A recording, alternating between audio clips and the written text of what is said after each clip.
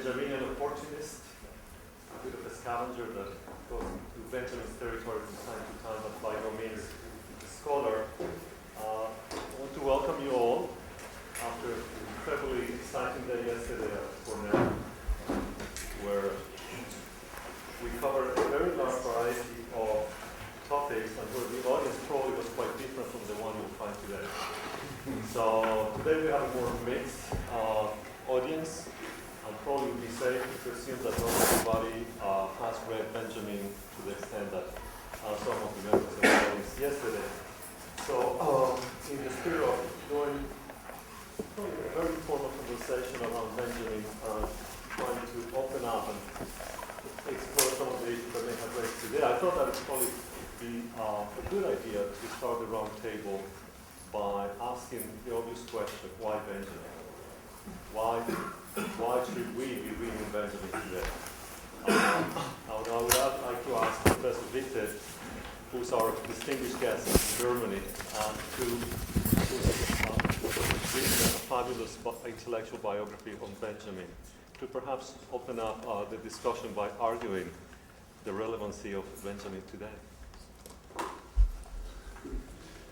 You're surprising me. I thought I was sitting here in peace among the other participants. Yes, well, but I'll gladly go into what you were asking. I will not talk about the actuality of Walter Benjamin in general today, but maybe immediately on the Arcades project. And there are, of course, a number of questions. On one side, why the Arcades project? Why did Benjamin concentrate on Paris and said that Paris is the capital of the 19th century? Because looking at it from an objective point of view, one would think that London was the capital of the 19th century. I mean, this is very Eurocentric in one sense, that Benjamin concentrated on Paris. Then the second question one could debate is the method which Benjamin tried to applicate in his Arcades project, is it really valuable? That is, can one read a town like a text? That's what his basic method is. And the question,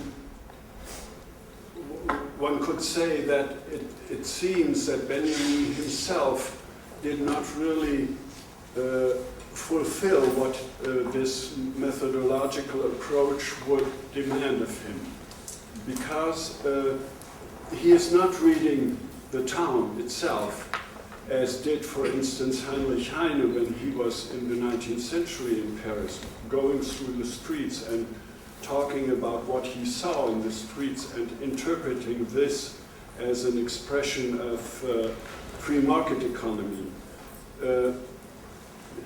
Benjamin sat all day long in the library, in the Bibliothèque Nationale, and read books.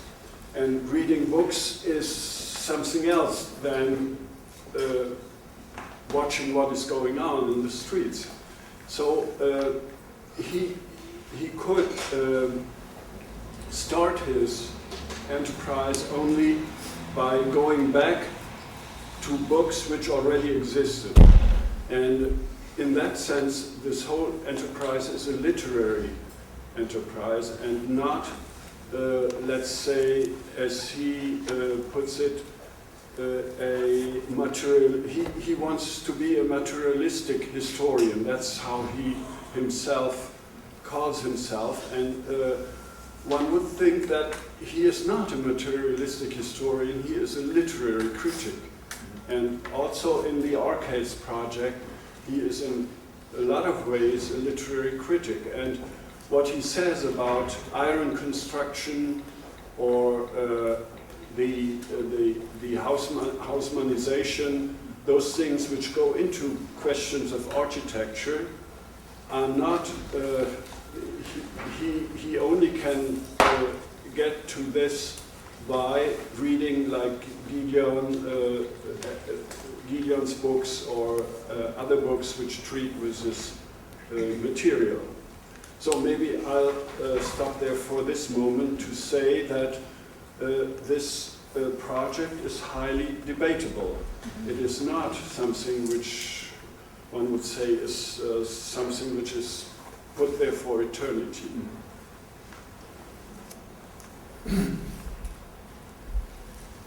One of the questions that raises, you're talking about the materialist method, is the political project in Benjamin. That's one of the things we left yesterday, sort of at the end.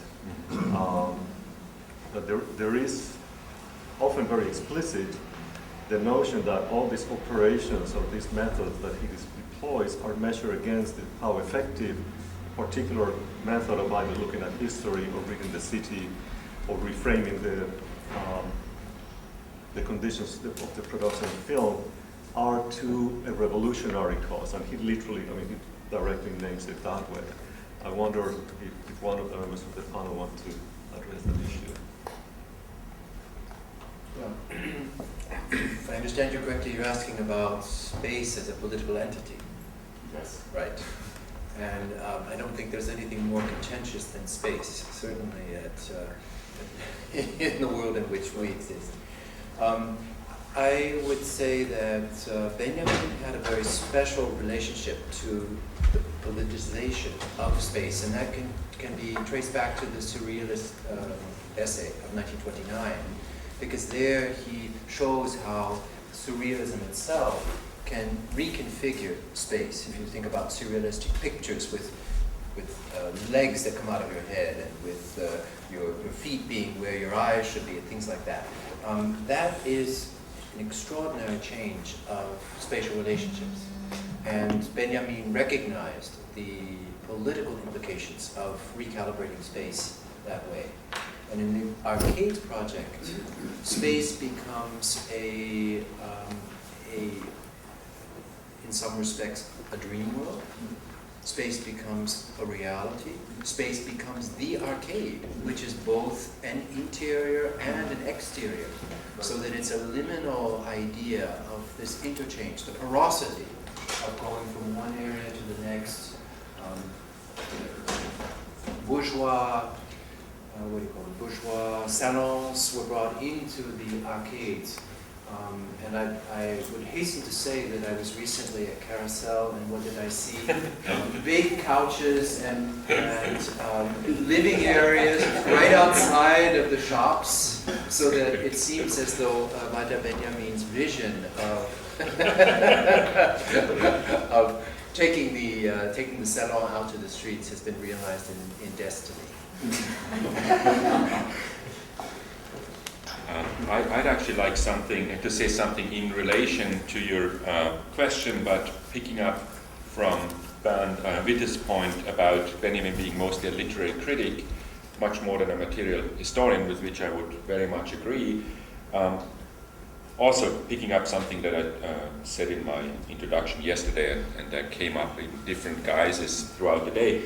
I would call Benjamin's method in relation also to the evolution as the N+1 method.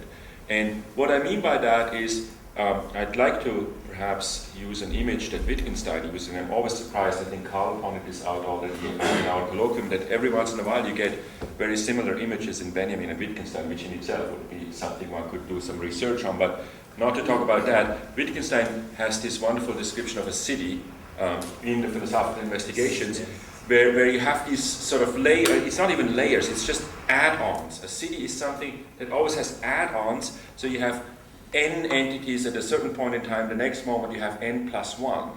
Now, how that one is configured is absolutely not predicted by n. This one is an add-on that is not overdetermined in any way, or not even determined in any way. It can happen, and it happens as a sort of ereignis at that very moment, in a Benjaminian sense. And I think this is exactly how revolution would happen in Benjamin's configuration. That's why it's messianic and why it's not developmental. It's not incremental, developmental. And that's also how I think he develops that out of his reading method. And I termed that yesterday as a sort of anti-stance against classical hermeneutics, where you have a sort of organic relationship between parts and whole. And here you never have, I mean, this wonderful description in several of them in the Arcades project, where Benjamin talks about having these little elements, sort of almost like prefabricated little elements, mechanical elements that can then be put together. I mean, the Eiffel Tower is one thing where he refers to it, but then also methodologically he speaks about it. And the whole that emerges is not your horizon. You don't have a horizon yet that could be called the whole. The whole is not at your disposal. You're constructing, and at some point after the fact, you may have a sense of what the whole at that very moment was. But while you're constructing, there is not a directly laid out plan that determines how you can proceed from A to B. And I think in that sense, the method is consistent throughout. I mean, when he describes film in the artwork essay, one element that is very important to him too is that there is always a possible surprise, and that the way you edit the film changes the film completely. This is for him, I mean, we have to understand this film is not that old yet. To us this may seem trivial, but to him it's a great discovery that depending on how you edit film, even if you have the same footage, that the effect is completely different. You know, so what the plus one element added on to the end is matters greatly. That I think would be my answer to you in relation also to what Van Witte already said. Yeah.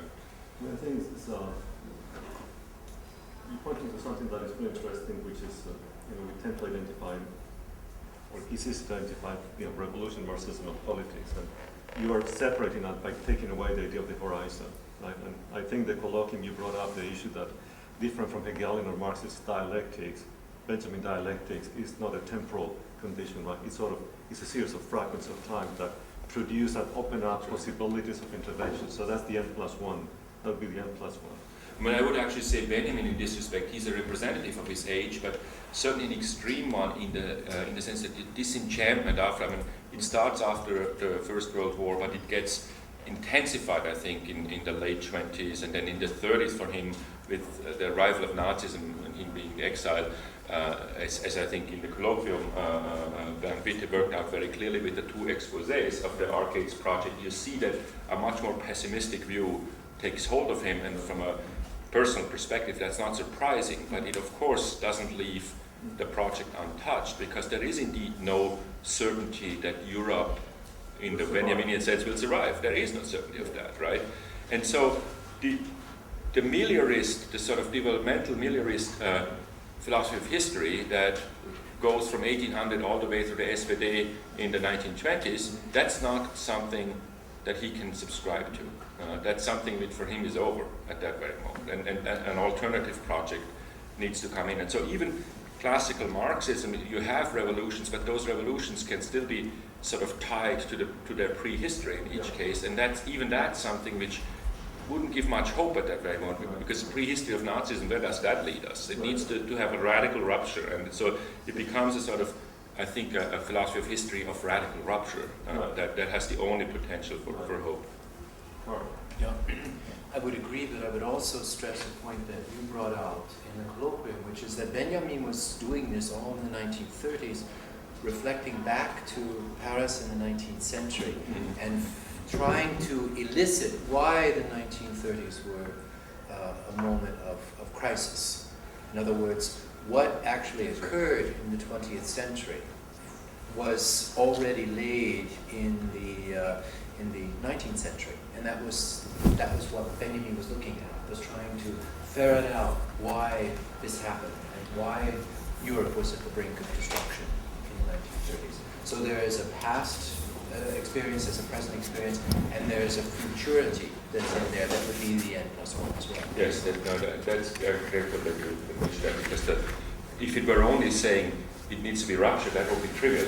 I mean, even though important, historically speaking, at that very moment in time, but that wouldn't explain very much about Benjamin's appeal. So this, how the past is brought in, I think, is important, and I think we've said this in many different ways already at the colloquium on the weekend, but yesterday too, that you have these interesting historical indices that a certain moment in time becomes relevant for a later moment in time without there being a sort of direct developmental narrative that links the two, but rather it's a sort of telescoping of 19th century Paris that flares the truth, if you want, of 19th century Paris, of the arcades, flares up in the 1930s as Benjamin is thinking about his time, right? And I think that's what then makes it really rich, that sort of telescoping. Exactly. The Arcades project is the record of a failed past, and the future that's not that yet there, whose signals may be decoded at a certain moment in the present, which is not. It's not clear when that moment will come and how the decoding will take place. The crucial term for Benjamin is readability. That is the moment of readability, when you're able to read the signals or the signs of the past as indices of what the future will bring. That will be the revolutionary breakthrough. But there's no predicting that. There's no programming that. That's the crucial point. In a way, it's somewhat risky and aleatory. It's dangerous. You can't be sure. So that whole issue of the moment of now, the now moment, the Jetztzeit, is incalculable and unpredictable. Another point I want to perhaps make is he did have a project of a work called The True Politician, the Vara Politica, for which he never wrote out. The notes for that remain, but it was never actually written. But the key figure in that was a man called Scherbart. Scherbart's work is not too much taken account of these days, but he was an enormously popular writer in the 19-teens and 20s, and he was also a great proponent of the glass architecture movement, which was again a big movement in that period. I don't know, it left its marks obviously in the modernist school, but the aims or the goals of glass architecture were extravagant. And Scherbart's main work is a so-called scientific novel called Les Abendio, which in fact is about to appear in English for the first time, but it's been available. Of course, it was written in German, and Benjamin touted it as the most important literary achievement of Germany at that time, in the 1920s and 30s. It's a remarkable work.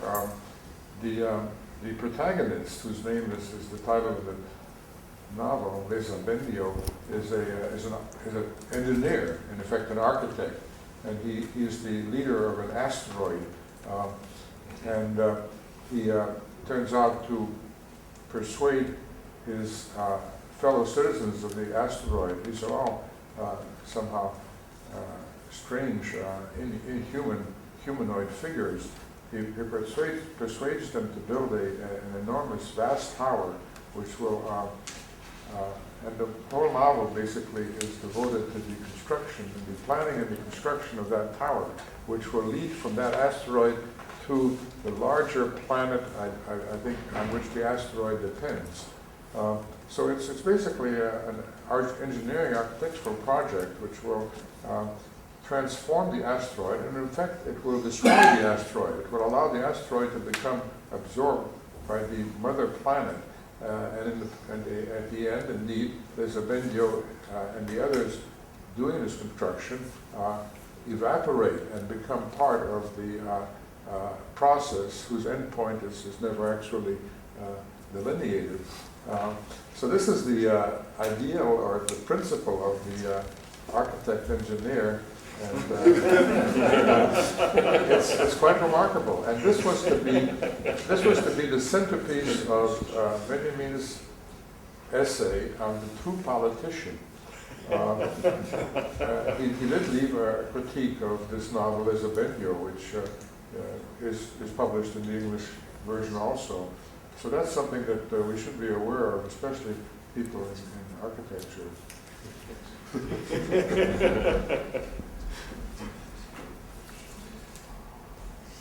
Vittorio, were you going to? I think I agree with things that have been said, and maybe the last talk about the relevance of Benjamin today, because indeed, actually, Benjamin was very popular in the architectural field, I think, between the 80s and the early 90s, and then fall into oblivion.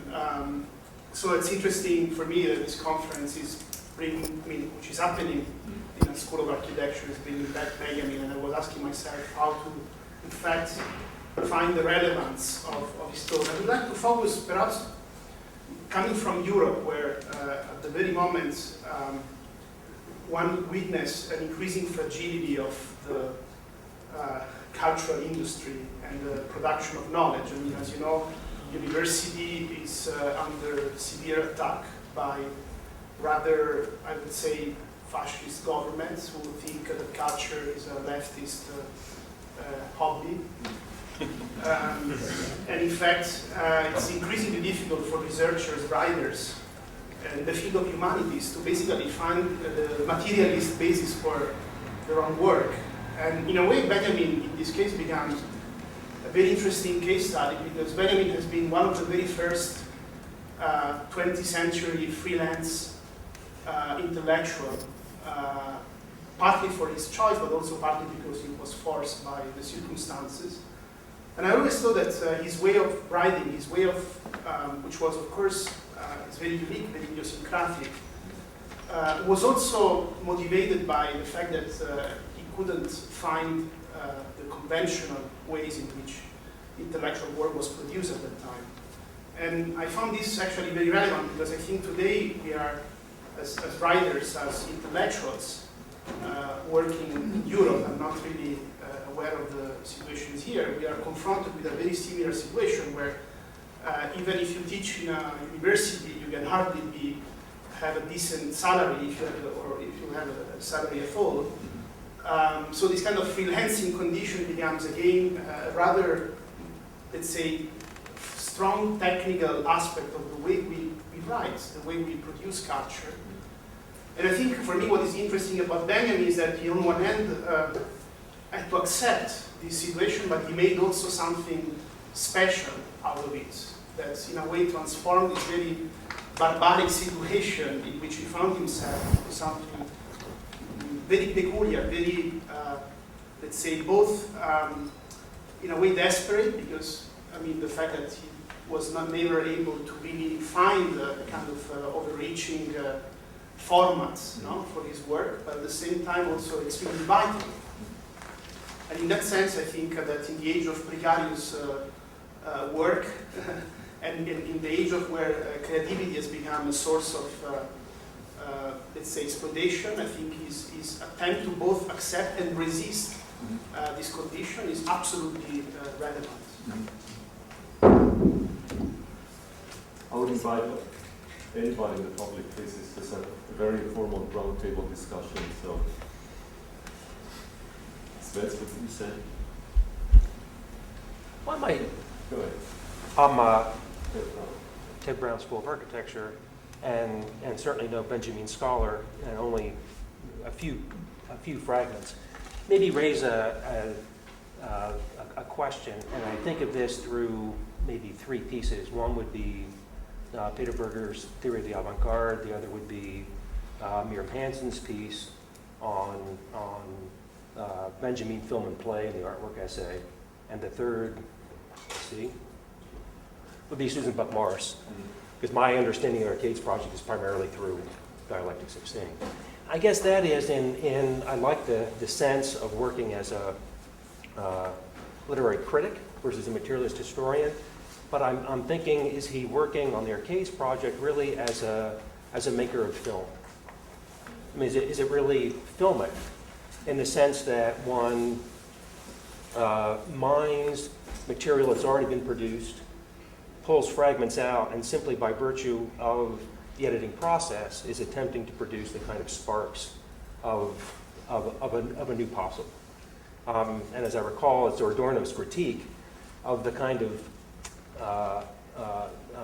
emptiness of just text from a previous period juxtaposed without critical literary interpretation that was part of the kind of crisis between Essay 2 and Essay 3. So I guess to what degree is it filmic? If it's not materialist, history, and you're in the claim, which I think is, you would know much better than I, fair that it's literary criticism, is it this kind of struggle to think history as film, or to think literature through the transposition of filmic techniques on top of Paris of the 19th century? To follow up on that point, which I think is quite important, one of the things that I think you make is that it isn't so much the nature of the material, it's the nature of its form. In other words, it isn't as though it's film in the sense of shots, it's film in the sense of montage, as you say. And I think this is extremely important, both just as understanding what the innovation is that's being introduced. And it's quite interesting to me, in the 30s there are a number of such projects, none quite the same as the Arcades, but where there's the kind of idea that by juxtaposing documents or fragments of reality, something comes through that would be very different if we put them in a narrative or explanatory framework, which was actually there, present in a literary form. The other thing, though, to get back to your question about now, which I think to some extent we've been kind of avoiding, one of the things that this immediately raises is because, as you say, film was relatively a new medium. Certainly the talking film was at the time that Benjamin was working.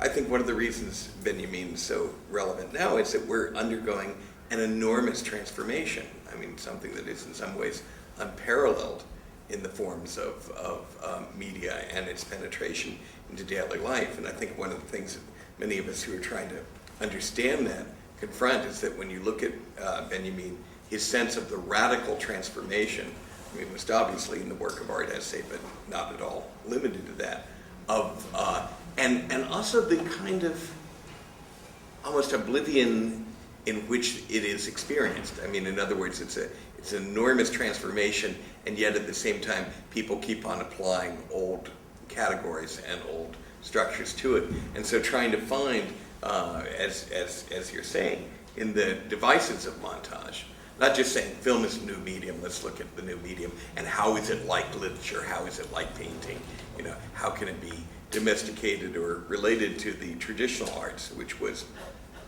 to a large extent what the other theoretical minds in film were doing, people like Arnheim and so on. I mean, understanding that there were differences, but in many ways, how can it be related to what we've already been doing, to instead say, this introduces a way that we've got to think and write totally differently. And I think it's the same type of challenge that we're facing now. I mean, clearly, Benjamin will always be important historically as a way to understand both the 30s and to understand the 19th century through his particular lens. But it seems to me that just as he was using the Arcades project to understand both his contemporary experience and even more where it was going, it seems to me that the excitement of Benjamin today is not just that he's relevant and familiar, but also that he points us further of how to understand and experience and recognize the most radical energies that are collecting right now, and think about what do they imply, where do they aim. Yeah, I think that's an excellent point, and I appreciate your comments on that. And I turn to my literary colleagues, Professor Bitte and Peter Gilkin, and look at this in a different way, which is the dialectical image, so deeply inbred in Convolute N of the Arcades project. And of course, from a literary perspective, there is this extraordinary tension between the word and the image. And I would also put that into a political discussion about what is dominant. Is it the word that dominates the image, or is it vice versa? Especially if the word is encumbered by the image. And I would have to say that that whole tension is felt throughout the work. At least I feel that when I read it. When I start with Convolute A and go through all of the 36 convolutes. And indeed, some of the things that Mark Linder showed yesterday, the trajectory that Benjamin develops going into the 21st century with some of the projects that he showed, the spaces that suddenly turn into images, and images that are only spaces and things like that. This is very Benjaminian. And these images move, and they don't move. So that too is also a political problem in Benjamin's work, because it's dialectic im Stillstand. It's dialectic at a stillstand, at a standstill, right? So there is the question of motion, and there's a question of a lack of motion. Getting back to your political ideas. If we were to keep it there for a second, this sort of dialectic of, because there seem to be at least two type of observations emerging. One, I think Pier Vittorio talking about the conditions, I mean the very direct condition which production of culture is taking place today, right? No funding, but, oh, I thought you were talking to me. No, I just wanted to indicate that those chairs could be taken, you know, Okay. sorry. And I'll be interested to see how, you know, these two conditions, you know, one of the very material and political condition of the production of culture today is happening, how it affects the actual living of the intellectual, the condition which that, and the interest in media and the new media that is emerging. You know, can they be, are they the same thing? Can they be separated? How do they affect each other? Are we giving priority by prioritizing media to one aspect of Benjamin over a much larger perspective, which is the production of culture and the material base of it?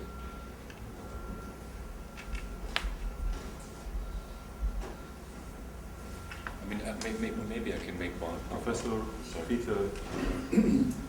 I would like to go back to your initial question about the revolution, or what role the revolution plays in this whole project of the arcades. And I mean, there it is very clear that Walter Benjamin knows and says that a political revolution is no longer possible. If you read the Baudelaire book, which is just the way he transformed the convolute of the Arcades project into a narrative. In this narrative, he says that he quotes Marx in the 18th Brumaire de Louis Napoleon. He says that the proletariat had to go behind the barricades and was defeated there, and ever since it has not come back in any ways.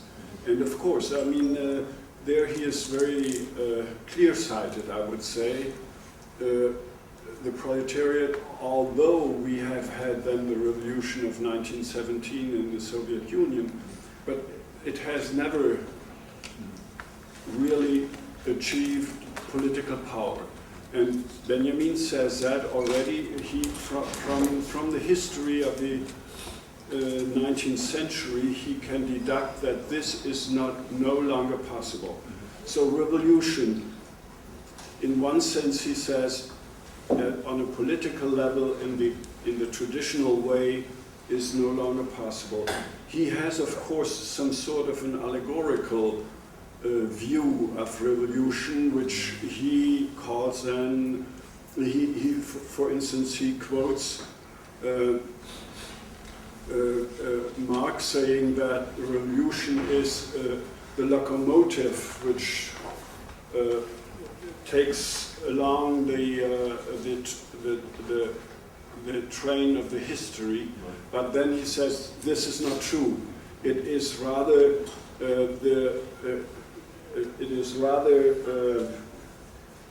taking hold of the brakes and interrupting this historical development, which would be revolution. But that, of course, is some sort of an apocalyptical or messianic idea. And that's what he thinks revolution could be, but of course that is nothing realistic, so to say.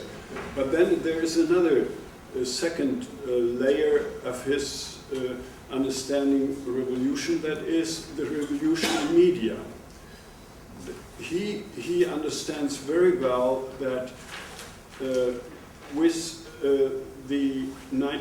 starting with the 19th century and then more so in the 20th century, the media in which our cultural memory is preserved have changed in a revolutionary way.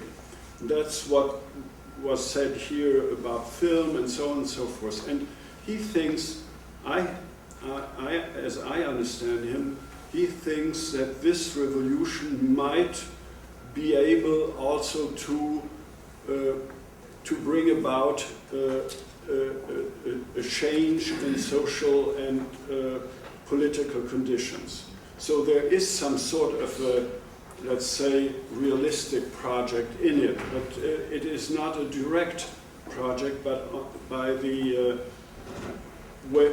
way of the change in media.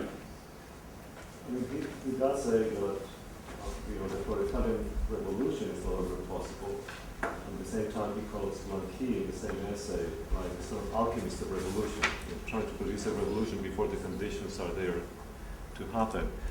When later on in the task of the translator, he's looking at this issue of how the intellectual participates in any kind of change project, he will then say that it's not about the content, it's not the content of the work, it's not how effective it is, in terms of Lucas, observing the revolution, but how the intellectual places itself in the system of production.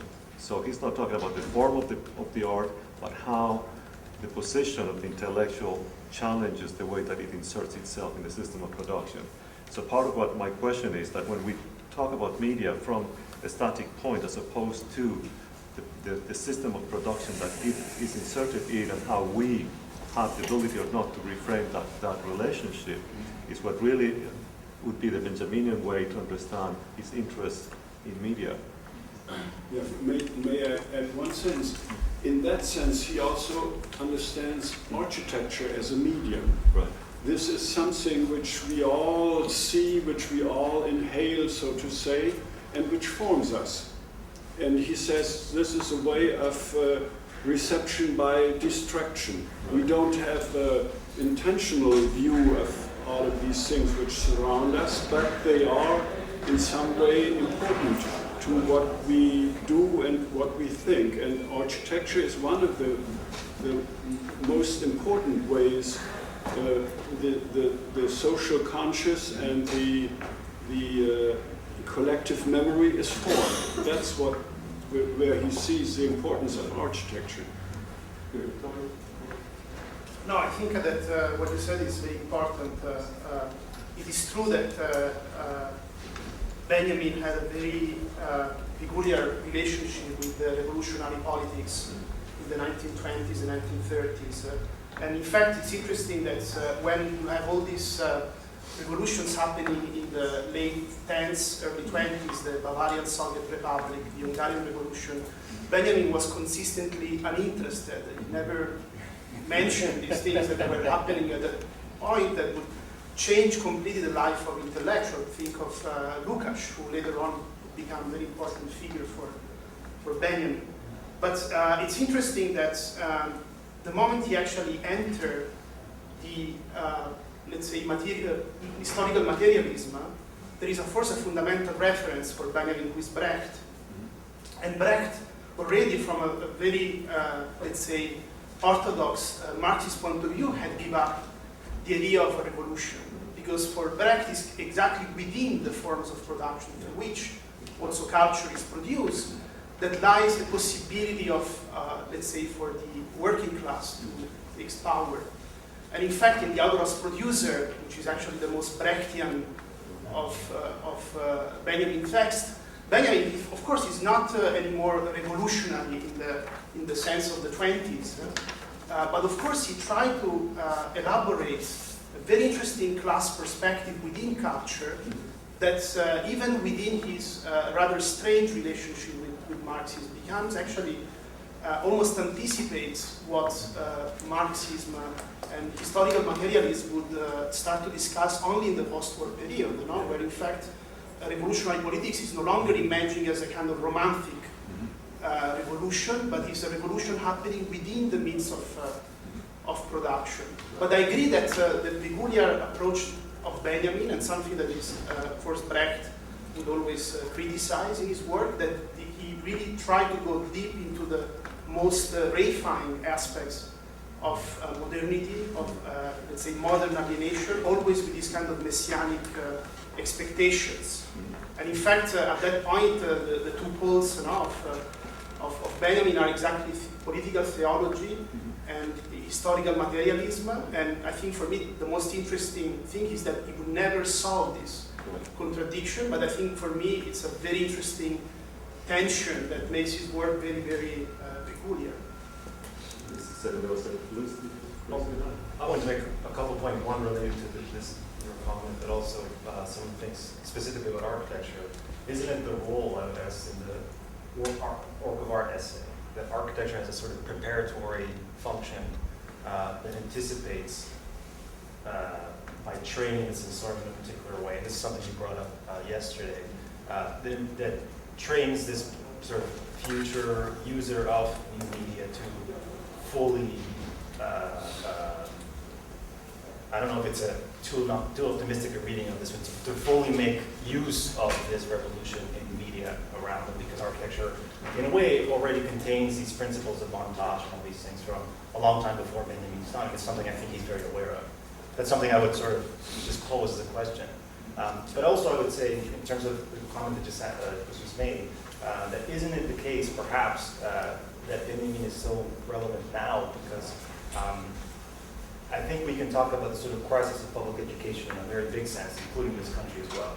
And you could say, in a certain sort of longue durée sense, that our dreams for its future, in other words, the sort of promise of education's ability to create some kind of collective emancipation, have some, in some cases, very direct links to a certain, in a way, Marxist proposition about how culture is supposed to work, what culture is supposed to do, and specifically what humanities are supposed to do.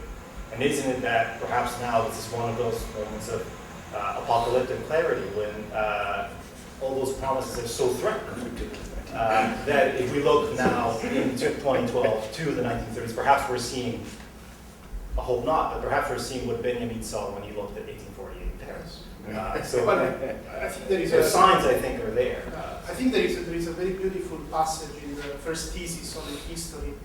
I think it's the first thesis where he said, historical materialism has a very precious but ugly lie, which is political theology. And I think that for me, what is interesting in Benjamin is that, and relevant today, is that exactly what you said, that we can look on one hand in a very materialistic way to the collapse of certain forms of emancipation through knowledge and culture. And therefore I think that to see that not just within the terms, evolutionary terms of orthodox Marxism, but through political theology could be very useful. And I think I totally agree with you. Professor Gabriel. Oh, yeah, I did want to say, because don't forget, he in regard to the issues of revolution,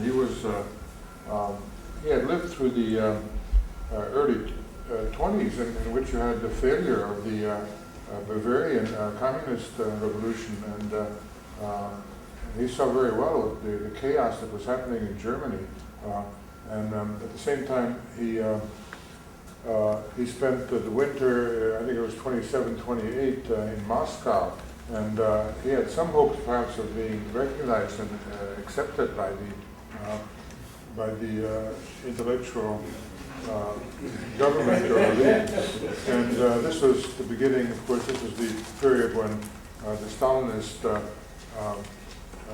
suppression of modernist culture and ideas was just the beginning. And so his advances toward the regime for some kind of role or function, even publishing the works that he was writing. He was commissioned to do something for the Soviet Encyclopedia, and they took his manuscript on Goethe and more or less chopped it up and didn't publish it at all in the way that he wrote it. So he clearly saw there was no future for him, and indeed it was that time when he began his association with Brecht, and but he saw there was that the Soviet world was close to him and his kind of Marxism.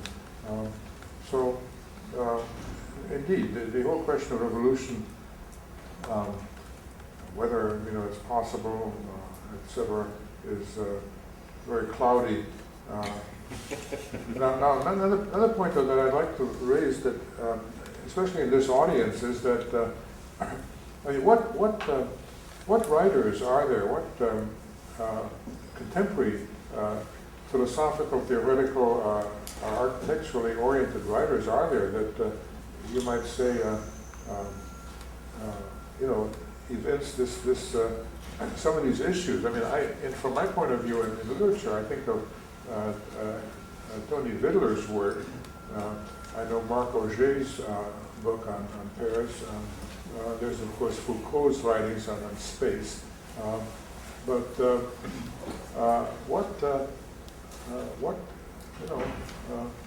design or architecture theory that can you point to that would lead us to some of these questions immediately? That is in this age.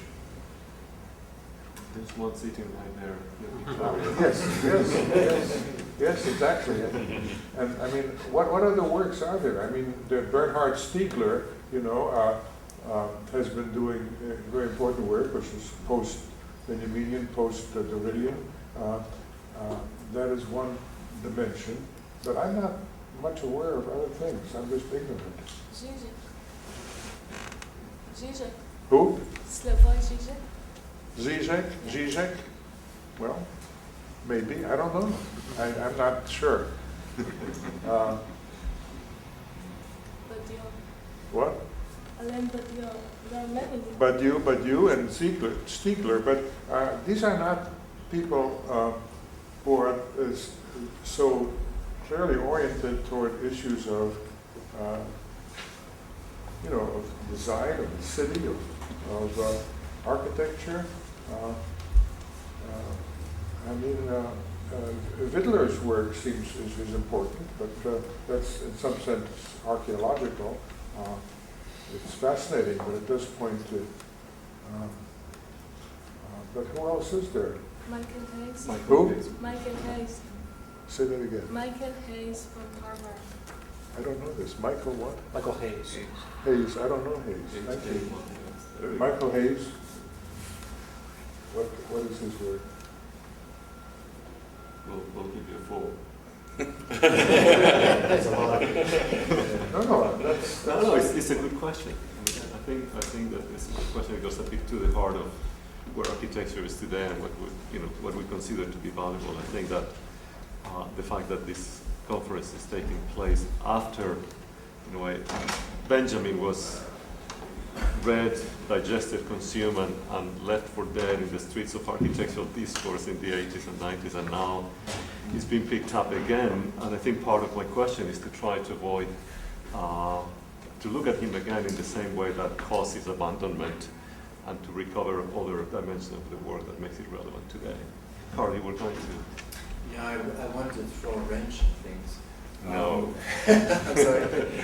But I was getting back to your comments about the about space and space as an apparatus. And of course, in the artwork essay, there is this idea of the audience sitting in the movie theater, that is an apparatus, Right. watching the film, which is all apparatus, and looking at the movie star and seeing some semblance of the subject left over. And I find that to be extraordinarily sentimental in many respects, and a conundrum that I have never been able to resolve. Is this a harking back to some sort of romantic notion of the subject, or is it, the thing is that you would have to destroy not only the apparatus of the film, but also the apparatus of the theater for it to make sense. That's... But I don't think he's saying that at all. Okay. Yeah. I mean, I will actually talk about this a bit. I'm going to talk, but I guess what I would say is that the primary element that has to be thought about there, it's a confusion to assume that this is similar to the apparatus theory in the 70s of the spectators who is enthralled. If we think of that, then it is incomprehensible. But what he says is that the cinema is a testing device, and that's what it's not that you're looking in sentimentally saying, "Oh, look at that wonderful star." It's that you're seeing a human being subjected to a test. Now, Miriam Hansen, in her treatment of this, makes the point that I don't think anybody else has picked up on. That this particular passage completely is changed from 36 to 39, Right. and that in the earlier version there's this idea of we identify with the figure on the screen. In 39, it's we identify with the camera. We identify with the testing. And that seems to me, that can't be thought about as sentimental. Right. And it also can't be thought about as the apparatus, as the hypnotic enthrallment. But I'll talk a little more. Thank you very much. I deeply appreciate your comments. Thank you. I mean, actually, it relates to this issue because I think one thing that I always found intriguing in the artwork essay when the reception of film is at stake is how Benjamin, because he brought up the subject, I think that the notion of subject changes very radically from what traditionally would be called a subject, and that he moves, you could say, on the sub-subject and the super-subject level, that on the one hand you have a reception as a mass, and I think we should take that seriously in the sense that in the moment you have an audience constituted, it's not you as an individual who's like in your little room reading a book silently on your own. It's a very different mode of reception. That's on the one hand, and then exactly the testing device of the camera, it creates organs that are no longer attached to a unified body, and in that sense you have a splitting up of the subject, and those two levels Benjamin stresses very much in order, I think, to do a sort of two-front war on the traditional idealist subject, and I think that is an important move, and it's actually an insight that has, I think, brought fruit in many different approaches. I mean, it's not a one-on-one relation, but something like, let's say, Luhmannian systems theory as a sociological approach is certainly also influenced exactly by that insight. I mean, not only by that, but somebody like Le Bon, the psychologist whom actually Hitler read very closely and learned a lot about how you actually deal with masses. I think in some ways it's not an accident that ever so often the Nazis, who were, let's say, the evil geniuses in how you deal with masses and how you deal with art in order to deal with masses, that they liked the same things or read the same things that Benjamin read, but in a very, very different way. Another example being Potemkin, which was Goebbels' favorite movie, right? And of course, when Benjamin is in Moscow, he sees Potemkin, he's totally excited about it too, but it throws him into a crisis when he learns, right around the time when he writes the first version of the artwork essay, that actually it's Goebbels' favorite movie, you know, and what does that mean? And that's exactly why it is a mistake also when in the opening of the artwork essay, when Benjamin says, fascism has aestheticized politics, and we answer to that by politicizing art. And I think one mistake there is that people always read this as a chiasmus, which it is not, because aesthetics is not the same as art. So to politicize art does not mean that the aesthetic realm now suddenly just becomes political. It means it's a different type of art that does not rely on the sort of Einführung of aesthetics and art that you've had from about 1800 to about 1910, or even from the Renaissance to about 1910, but it actually is in the full of awareness that the medium of art, and here I don't mean the material medium, but the internal medium to art itself, you could call it art history, or the recorded art history that appears in art in a way that Rosemarie Trockel, for example, as we saw yesterday, deals with this medium and works on it.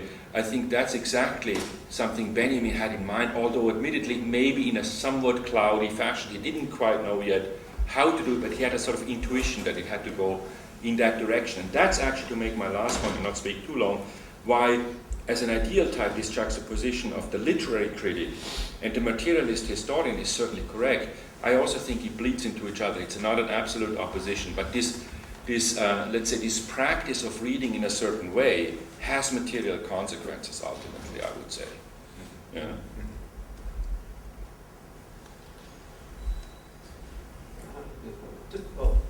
Just another question to follow up on the last point. Where in this, these overlapping roles for an intellectual at that moment, where does the idea, how does Benjamin relate to the idea, of course, of the, we sort of know this answer, but I'm interested in, of the sort of more orthodox Marxist idea of the intellectual as the kind of leader of the intelligentsia that is aligned with an idea of historical progression. Of course, that's definitely not him, but he does interact with many of these types. These are people with whom he is sort of interlocutor in a very uneasy relationship, of course. But I wonder, that's something we could talk about a little bit more, because it's part of the problem of what the possibility is for him, materially as well as intellectually, of how to sort of fashion himself or align himself with something he sees happening or potentially happening. It's one avenue that certainly doesn't work for him, but it's part of the picture. And I've never quite understood that so well, how he relates to, or how he doesn't want to relate to the idea of a kind of avant-garde intellectual in a more conventional form. I mean, for one thing, just biographically, I think Benjamin was constitutively unable to be really part of a movement. You know, I mean, for that he was much too much a sort of his own person, and you could say the epitome of a bourgeois intellectual.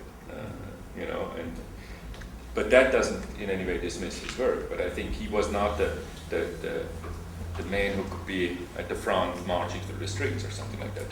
That is anathema to him, and actually he has almost a physical revulsion against being, I think, in that sense, part of a group and having like a uniform program everybody has to subscribe to. That kind of thing doesn't seem to appeal to him at all.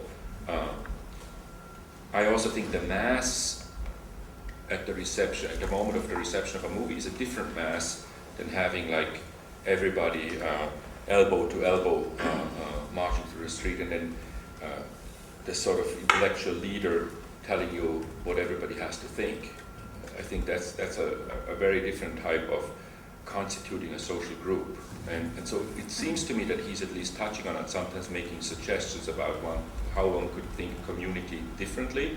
And to me, now this is a bit of a speculation here. At this point I'm moving away from something which I think one can show in his text to something which is more speculative, and that is, it's not entirely an accident, I think, that Hannah Arendt is so instrumental in making Benjamin, reintroducing Benjamin in the American scene. I mean, first of all, she's his cousin, and then second, I think there's also strong affinity between the two of them. And when Arendt talks about the political, or actually politics, as opposed to the political, I mean, both concepts are important. I think that is something one can apply to Benjamin's thinking and come to good results. That would be my very brief answer on that. I mean, it's not a conference on Arendt that we're having right now, but to me that's something which I find compelling, to bring the two of them together and fill in some of the gaps in Benjamin with the help of Arendt, which admittedly is not entirely Benjamin at that very moment. Can you expand on that a little bit? Politics and political. I mean, the one point actually let me start with the secure side.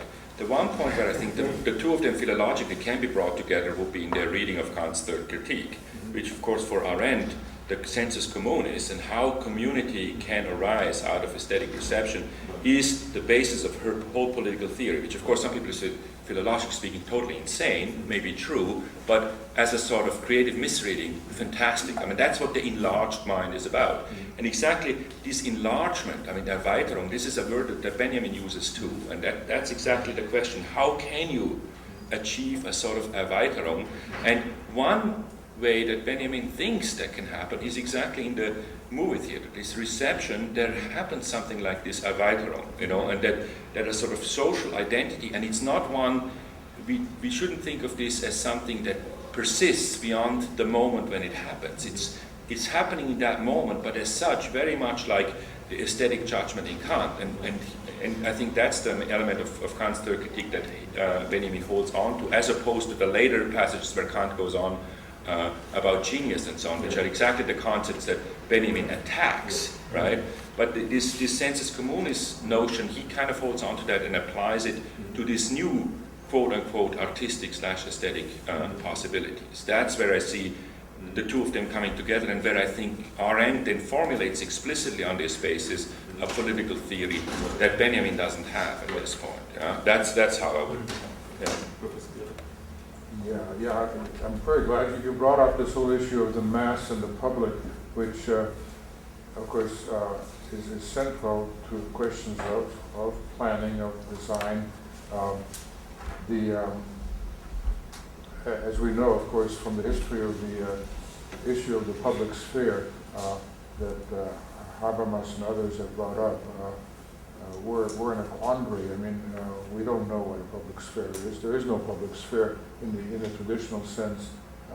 Sensus communis is almost impossible in the age of advertisement and media propaganda and so on. Benjamin was very much at the edge of, the destruction of that. Of course, he had lost his public, the German-speaking public, the culture German-speaking public that he had been part of and that he wrote for in the feuilleton and journalism of the 30s was no longer available to him, and he recognized this. The kind of, you might say, the greatest hope he had was for a readership. The public that would read the Arcades project would be the public that would be awakened, this whole theme of awakening of the public through texts, through the kind of reading experience that the Arcades project might one day, if it ever came to, if it ever came to be written, might awaken, would have some practical performative effect. But those are vague hopes that he had. But he was certainly recognizing that the public sphere, that the reading public of Weimar Germany, the death of that was decisive for the public politics. So today, who is it? I mean, who are the theorists who are looking for a public to come? I mean, you have this whole thematic in Jean-Luc Nancy of the to come, of the what might be, again, a kind of messianic idea of a future mass, but the whole question of how to articulate and conceive an informed and responsive mass public, that is, I think, one of the critical issues that has been opened up, obviously, by all kinds of thinkers in the 30s, and for which there's no clear answer.